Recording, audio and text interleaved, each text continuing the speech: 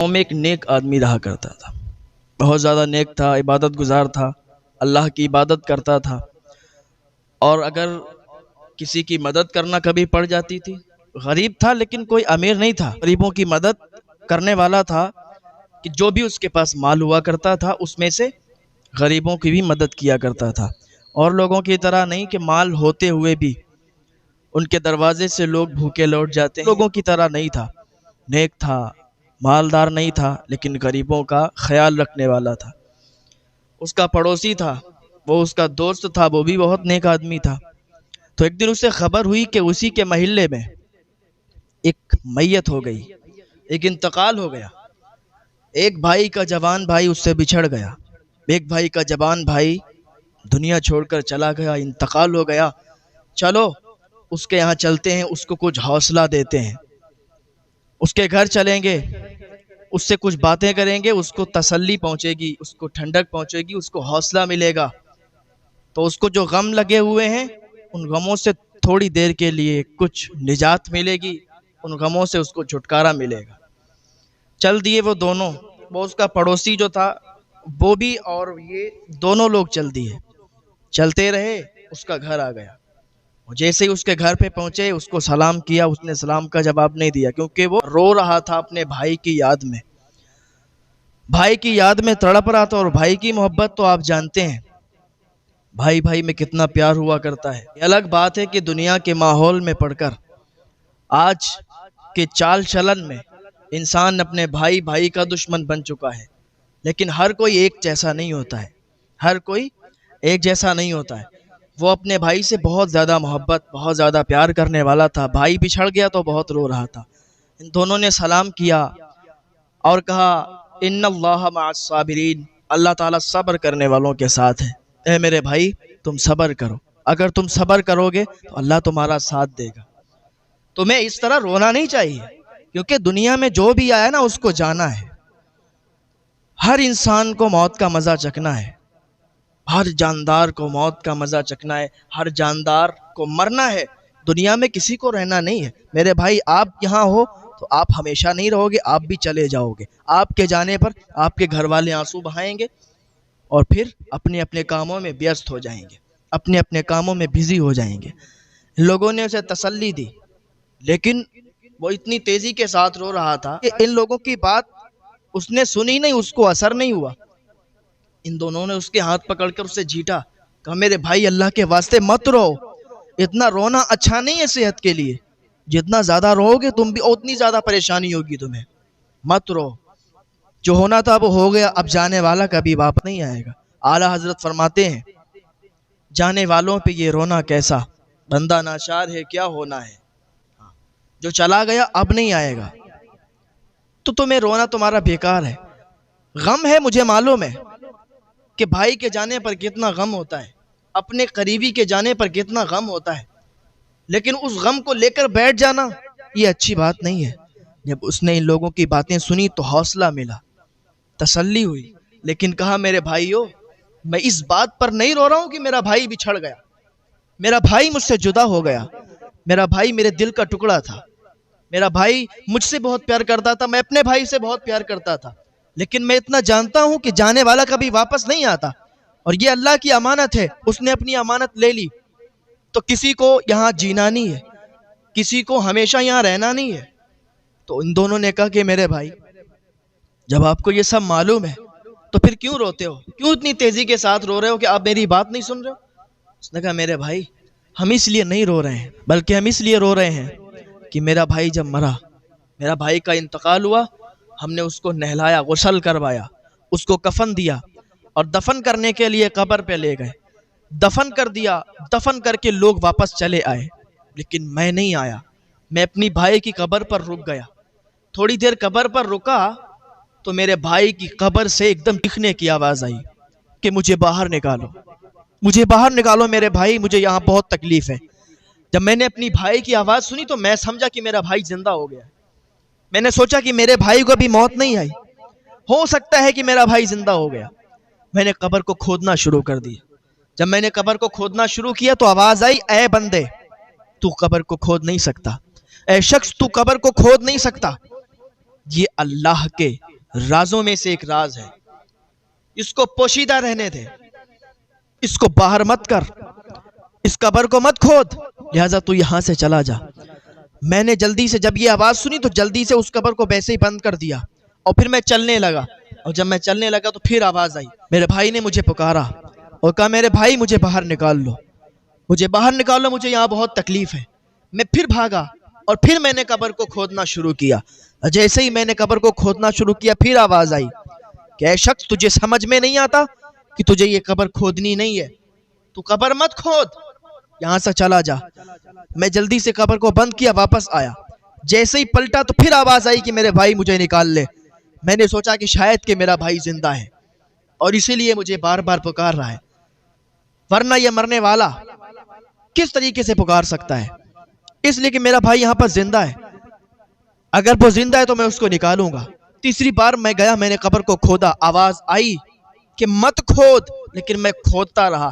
جیسے ہی میں نے تختہ پلٹا، قبر میں جو تختہ لگا تھا میں نے ہٹایا تو میں نے کیا دیکھا کہ میرے بھائی کو قبر میں شدید عذاب ہو رہا تھا، اس کے جسم پر کیڑے چپٹے ہوئے تھے، اس کے ہاتھ زنجیروں میں بندھے ہوئے تھے۔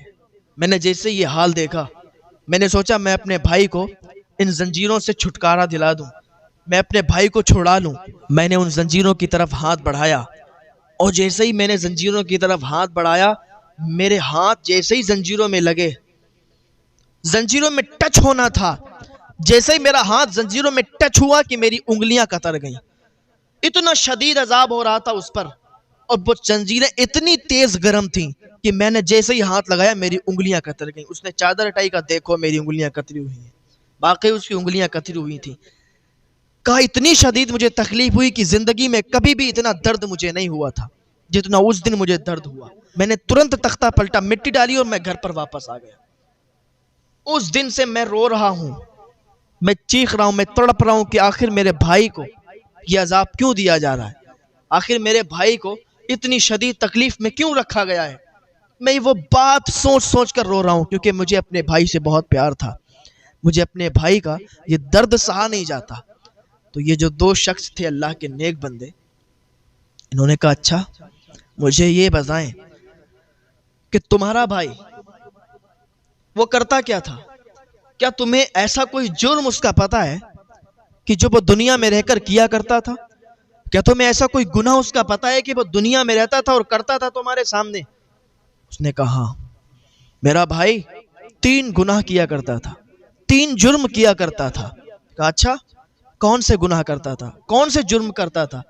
کہا سب سے پہلی بات تو یہ کہ میرا بھائی مالدار بھی بہت تھا، پیسوں کی کوئی کمی نہیں تھی، لیکن اس کے دروازے پر کوئی اگر غریب آتا تھا تو وہ اس کا مذاق اڑاتا تھا اور مذاق بنا کے اس کو بھگا دیتا تھا۔ کبھی بھی اس نے غریبوں کی مدد نہیں کی، کبھی بھی اس نے غریب انسان کو اپنے پاس نہیں بٹھایا، کبھی بھی اس نے بھوکے کو کھانا نہیں کھلایا۔ اور جو انسان بھوکا ہوتا ہے، انسانیت کیا چیز ہے کہ دھرم کوئی بھی ہو، کسی دھرم کا انسان آپ کے پاس آئے، انسانیت یہ ہے کہ اگر وہ بھوکا ہے اور آپ سے کھانا طلب کر رہا ہے تو آپ اس کو کھانا کھلائیں، یہ انسانیت ہے۔ انسان کے اندر اگر انسانیت مر جائے تو انسان جانور بن جاتا ہے۔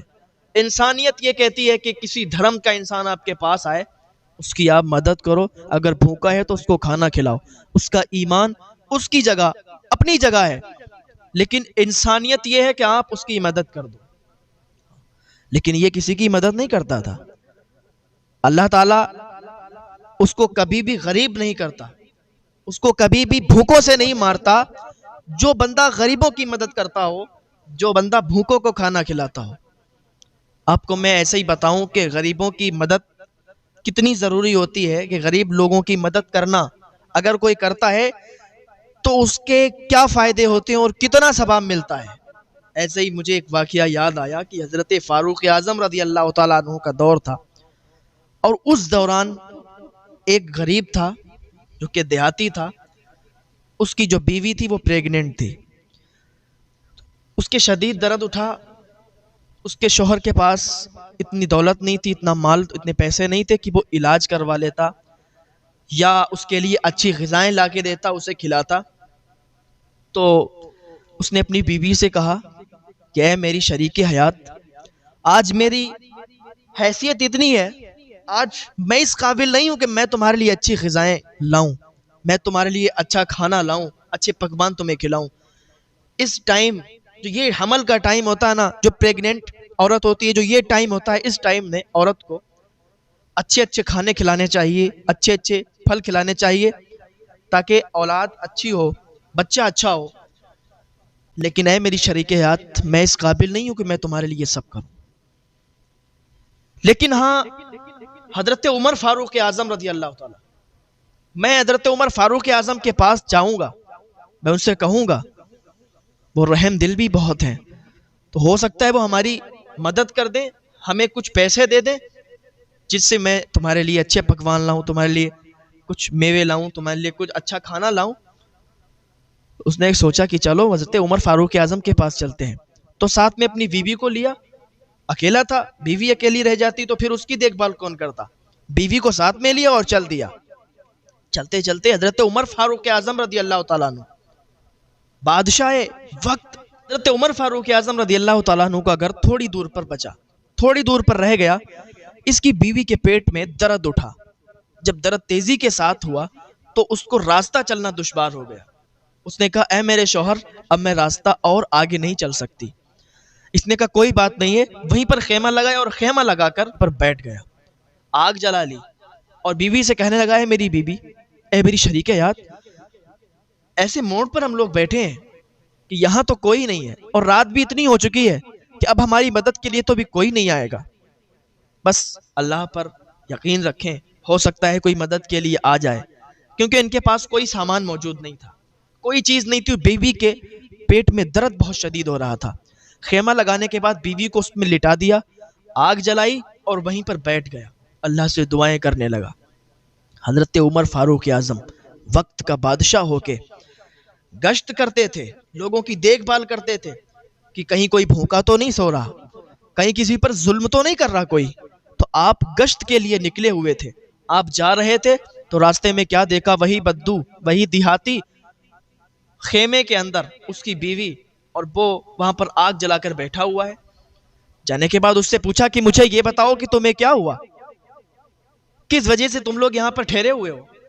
اس نے کہا، یار جاؤ، ایک تو میں ویسے بھی پریشان ہوں، میری بیوی کے پیٹ میں درد ہو رہا، وہ پریگنینٹ ہے، اس کے پیٹ میں درد ہوا تو میں نے خیمہ لگا کے یہاں پر اس کو لٹال دیا۔ اب اتنی رات گئے، کوئی مدد کے لیے بھی نہیں آئے گا، اور تم آ کے یہاں پر میرا دماغ خراب کر رہے ہو، چلے جاؤ یار، اپنا کام کرو۔ اس کو نہیں پتا تھا نا یہ حضرت عمر رضی اللہ تعالیٰ عنہ ہے۔ حضرت عمر نے جب اتنا سنا کہ بی بی پریگننٹ، اس کے پیٹ میں درد ہوتا، تو بھاگے، دوڑے، واپس گھر پہ گئے، بی بی کو جگایا، اے میری شریک حیات، اگر اس رات کے دوسرے پہر تمہیں نیکی کرنے کا موقع ملے تو تم نیکی کرو گی؟ حضرت عمر رضی اللہ تعالیٰ عنہ کی بیوی اٹھی اور کہنے لگی، اگر مجھے نیکی کرنے کا موقع رات کے دوسرے تیسرے کسی پہر میں بھی ملے گا تو میں کروں گی، میں نہیں چھوڑوں گی۔ تو حضرت عمر نے کہا، اٹھو، جلدی سے سامان لو، اور وہ جو دائی کا سامان ہوتا تھا جس سے بچے کی ولادت کے ٹائم جو یوز ہوتا تھا، سامان لیا، اور لینے کے بعد حضرت عمر کے ساتھ ان کی بیوی آئیں اس کے پاس۔ آنے کے بعد حضرت عمر رضی اللہ تعالیٰ عنہ باہر رہے، اور حضرت عمر رضی اللہ تعالیٰ عنہ کی بیوی خیمے کے اندر داخل ہو گئی اور وہ اپنا کام کرنے لگی۔ اب حضرت عمر کبھی کچھ کام کرتے، کبھی کچھ۔ اب یہ بدو جو تھا، دیہاتی جو تھا، بھی حضرت عمر کو نوکر سمجھنے لگا، کبھی کہتا بھائی لکڑیاں ڈالو اس میں، آگ جلاؤ، کبھی کہتا بھائی پانی لاؤ، کبھی کہتا یہ کرو، کبھی کہتا وہ کرو، کیونکہ اس کو معلوم ہی نہیں تھا کہ یہی عمر ہے۔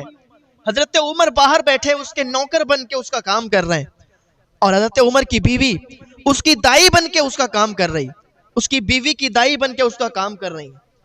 بچے کی ولادت جب ہوئی، بچے کی رونے کی جب آواز آئی، تو ان کی بیوی بولی کہ اے امیر المومنین، اے حضرت عمر، بچہ الحمدللہ سلامت ہے، بچہ سلامت ہے، بچہ ٹھیک ہے۔ جب اس بدو نے، جب اس دیہاتی نے یہ سنا کہ حضرت عمر یہی ہے، تو قدموں پہ گر گیا، پیر پکڑ لیے، مجھے معاف فرمائے، میں نہیں جانتا تھا کہ آپ ہی عمر ہیں، میں نہیں جانتا تھا کہ آپ عمر ہیں، آپ بادشاہ وقت ہیں، اس لیے کیونکہ میں نے تو دیکھا کہ آپ کبھی لکڑیاں چولہے میں ڈال رہے ہیں، کبھی میرے لیے پانی لا رہے ہیں، میں آپ کو پہچان ہی نہیں پایا، کیونکہ بادشاہ کا یہ کام نہیں ہوتا ہے۔ تو حضرت عمر نے اس کو پکڑا، اس کو اٹھایا اور سینے سے لگایا، اس کے ہاتھ پکڑ کر اٹھایا اور اپنے سینے سے لگایا اور کہا یار ہم کوئی ایسے ویسے کے غلام نہیں ہیں، ہم تو محمد الرسول اللہ صلی اللہ تعالی علیہ وسلم کے غلام ہیں، اور ہمیں میرے حضور سے یہ سیکھ ملی ہے کہ دوسروں کی مدد کرو، دوسروں کی ہیلپ کرو، دوسروں کی پریشانیوں میں شریک ہو، دوسروں کی تکلیف کو اپنی تکلیف سمجھو۔ ہم اس لیے مدد کر رہے ہیں تاکہ ہمیں نیکی مل جائے، ہم نیکی کمانے کے لیے آپ کی مدد کر رہے ہیں۔ تو یہ حضرت عمر رضی اللہ تعالیٰ عنہ۔ تو نیکی، میں بات عرض کر رہا تھا کہ نیکی کرنا چاہیے، غریبوں کی مدد کرنا چاہیے اگر آپ استطاعت رکھتے ہیں۔ لوگ تو ایسے بھی ہیں کہ جن کے پاس کچھ بھی نہیں ہے لیکن پھر بھی وہ مدد کرتے ہیں۔ ہاں کیسے؟ اگر مال نہیں ہے تو کیا ہوا، اپنے جسم سے، اپنے ہاتھوں سے محنت کر کے ایک دوسرے کی مدد کرتے ہیں۔ عرض کر رہا تھا، اس نے بتایا کہ میرا بھائی 3 کام کرتا تھا۔ ایک کام کہ وہ غریبوں کی مدد نہیں کرتا تھا، ان کو رسوا کر کے دروازے سے بھگا دیتا تھا، اور دوسرا کام یہ کہ حرام اور حلال میں وہ تمیز نہیں کرتا تھا، حرام کمائی کماتا تھا اور حرام کھاتا تھا، کبھی بھی اس کے پیٹ کے اندر جائز کمائی کا لقمہ نہیں گیا، حرام کمائی اس نے کی۔ میں کہتا ہوں، میں نے اکثر تقریروں میں، بیانوں میں کہا ہے کہ انسان اگر غلط کام کر کے حرام کمائی اگر وہ کرے گا، حرام کی دولت اگر کمائے گا، تو کہیں نہ کہیں اس کی دولت نکل جائے گی، خرچ ہو جائے گی، برباد ہو جائے گی، لیکن اس کا عذاب بہت سخت ہوگا۔ اگر آپ حرام کمائی کرتے ہیں تو آج سے ہی حرام کمائی کرنا بند کر دیں، کیونکہ اللہ برکت صرف حلال کمائی میں دیتا ہے، حرام کمائی میں نہیں دیتا۔ آپ کتنے بھی پیسے کما لو، کتنے بھی دولت کما لو، ایک دن ایسا آئے گا کہ ساری کی ساری دولت ختم ہو جائے گی اور ساری کی ساری دولت برباد ہو جائے گی، اور انسان دنیا سے بھی جاتا ہے خالی ہاتھ جاتا ہے، کوئی ساتھ میں کچھ نہیں لے جاتا۔ تو اگر آپ حلال کمائی کمائیں گے تو اس میں برکت ہوگی، حرام کمائی سے آپ برباد ہو جائیں گے۔ تیسرا کام یہ کرتا تھا کہ چغلی بہت کرتا تھا، ایک دوسرے کی چغلی کرتا تھا، 2 لوگوں کو لڑواتا تھا، آپس میں لڑائی کروا دیتا تھا، یہ اس کا کام تھا۔ یہ 3 اس کے کام تھے، اور انہی تینوں کاموں کی وجہ سے اسے عذاب میں مبتلا کر دیا گیا ہے۔ اس کے ہاتھوں کو زنجیروں سے، گرم زنجیروں سے، آگ کی زنجیروں سے باندھ دیا گیا ہے۔ اس کو کیڑے مکوڑے، سانپ بچھو کاٹ کاٹ کر نوچ نوچ کر کھا رہے ہیں۔ یہی کام ہے۔ اللہ کی بارگاہ میں دعا کریں، اللہ کے بندوں، کبھی بھی یہ چغلی، آج کل ہمارے معاشرے میں یہ بہت زیادہ ہے، ایک دوسرے کی چغلی، ایک دوسرے کو آپس میں لڑوانا، ایک دوسرے کے لیے بہکانا، ہلسانا، لڑائی کروانا آپس میں بہت زیادہ ہو رہا ہے۔ اللہ کے واسطے اس کام کو اپنے سے دور کر دیں، اس بیماری سے بچ جائیں۔